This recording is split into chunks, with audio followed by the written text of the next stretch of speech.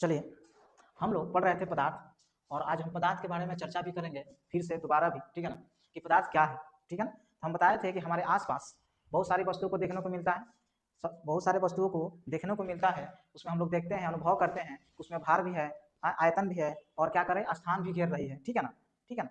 तो एक्चुअली पदार्थ की परिभाषा क्या है? तो पदार्थ किसे कहते हैं? कोई भी वस्तु जो कुछ स्थान घेरे, जिसमें द्रव्यमान एवं आयतन हो और जो अवरोध उत्पन्न करे, क्या कहलाती है? पदार्थ कहलाती है। यानी कहने का मतलब हुआ कि जब कोई वस्तु स्थान घेरती हो, जिसमें द्रव्यमान हो और आयतन हो और जो अवरोध उत्पन्न करे, क्या कहलाएगी? पदार्थ कहलाएगी। क्या कहलाएगी? पदार्थ कहलाएगी, ठीक है ना। उसके बाद से एक पॉइंट है द्रव्य, ठीक है ना। तो द्रव्य भी एक प्रकार का पदार्थ है। द्रव्य क्या है? एक प्रकार का पदार्थ है जिसे किसी भी भौतिक प्रक्रिया की सहायता से पदार्थ के अन्य प्रकारों में विभक्त नहीं किया जा सकता है। तो द्रव्य क्या है कि एक प्रकार का पदार्थ है जिसे किसी भी भौतिक प्रक्रिया की सहायता से पदार्थ के अन्य प्रकारों में विभक्त नहीं किया जा सकता है। उदाहरण में जैसे चीनी हो गया, सोडियम क्लोराइड हो गया, चूना पत्थर हो गया, ठीक है ना। अब आते हैं हम लोग पदार्थ के भौतिक प्रकृति के बारे में जानते हैं, ठीक है ना। तो पदार्थ के भौतिक प्रकृति निम्न है। पहला पदार्थ की क्या है प्रकृति? तो पहला पदार्थ की प्रकृति है कि पदार्थ कणों का बना होता है। पदार्थ किससे बना होता है? तो कणों का बना होता है और पदार्थ के कण अत्यंत सूक्ष्म होते हैं। पदार्थ के कण क्या होते हैं? अत्यंत सूक्ष्म होते हैं और पदार्थ के कण अनवर्त गतिशील होते हैं। तीसरा पॉइंट है कि पदार्थ के कण क्या होते हैं? अनवर्त गतिशील होते हैं। उदाहरण के से अगर हम कहें तो मान लो हम अगरबत्ती है और उस अगरबत्ती को एक बिना माचिस जलाए हुए, उसको बिना माचिस से जलाए हुए कोने में रख दिया जाता है और रखने से दूर बैठे किसी भी व्यक्ति को वो क्या होगा? नहीं मालूम चलेगा कि वहां पे अगरबत्ती है।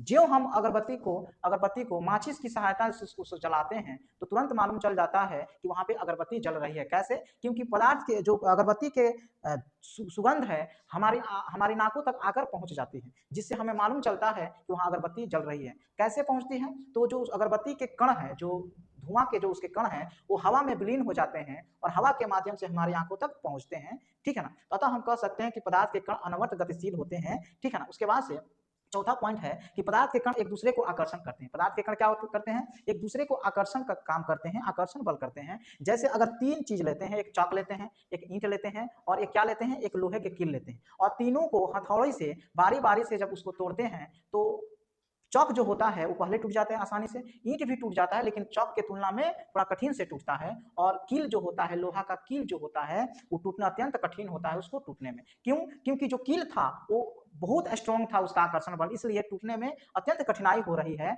जबकि ईंट जो है वो क्या है? अत्यंत मतलब कील के अपेक्षा वो क्या है? उसका आकर्षण बल क्या है? कण का आकर्षण बल कमजोर है। किसके किसके अपेक्षा? तो कील के अपेक्षा, ठीक है ना। अतः ईंट टूट जाता है और ईंट के अपेक्षा जो चाक है, चाक का कण जो है, कण का जो आकर्षण बल है क्या है?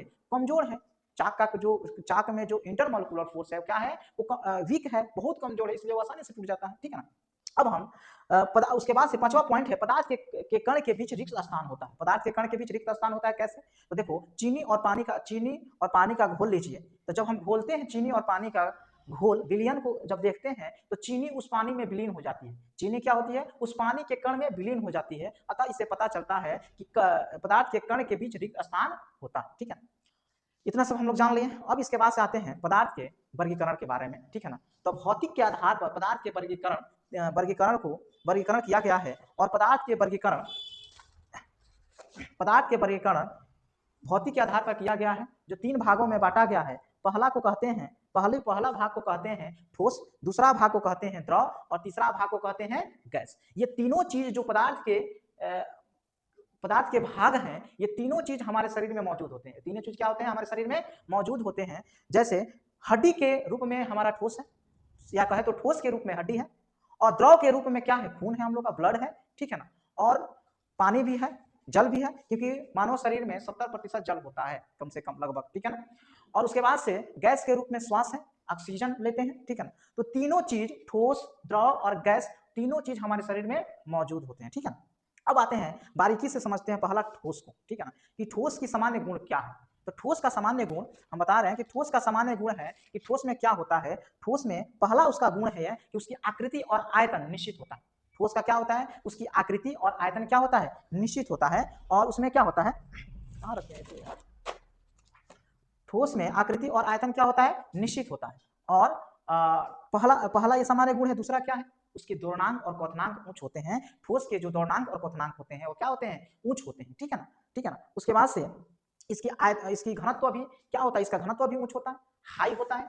ठोस का घनत्व क्या होता है, उच्च होता है। और ठोस में संपीड़ितता कम इनकम्प्रेसिबल, माने यानी कि कहा जाए तो ठोस में जो संपीड़ितता है वो होते हैं इनकम्प्रेसिबल, उसको दबाया नहीं जा सकता है, ठीक है ना। और ठोस हार्ड होता है और रिजिड होता है, हार्ड और क्या होता है, रिजिड होता है, दृढ़ होता है। समझ में आ गया, इसके ये गुण है सब, ठीक है ना। उसके बाद से इसमें बहाव क्या होता है, बहाव की प्रकृति नहीं होती है। ठोस में क्या होती है, बहाव की प्रकृति नहीं होती है। ये ठोस तभी बहेगा जब इसको हाई हीट देंगे और वो द्रव में परिणित हो जाएगा, ठीक है ना, तभी बहाव की प्रकृति आएगी, अन्यथा बहाव की प्रकृति ठोस में नहीं होती है। समझ में आ गया, तो ये इसका सामान्य गुण है, ठीक है ना। एक इसमें आता है ठोस, एक आता है इसमें एक पॉइंट आता है ऊर्ध्वपातन। क्या आता है, ऊर्ध्वपातन। ऊर्ध्वपातन क्या है, तो ठोस पदार्थ में हम देखते हैं, जब उसको हीट करते हैं तो क्या पहले द्रव में बदलता है, ठीक है ना, और द्रव में बदलता है, उसके बाद से गैस में बदलता है।